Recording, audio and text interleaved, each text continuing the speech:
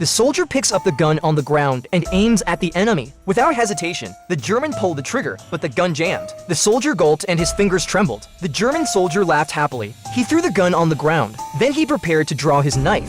Luckily, a veteran soldier rushed out and saved him. The soldier was a student who had just joined the army. After the battle, the ground was covered with his former classmates. Soldiers took their student IDs and identified them one by one. On the other side, the officer led the soldiers to the last line of defense. Seeing the substandard trenches dug out, he angrily grabbed the frontline commander by the collar and shouted at him, but in the end, he had no choice but to rebuild the trench. He knew that these trenches would not be able to withstand a German attack. Now, he could only rely on the Soviet team to stall for time. At present, the Soviet team is suffering heavy casualties from the German armored forces. The wounded are constantly being pulled back to the rear. The few remaining artillerymen were also surrounded by the Germans, just as the artillerymen were about to die. Soviet tanks were approaching.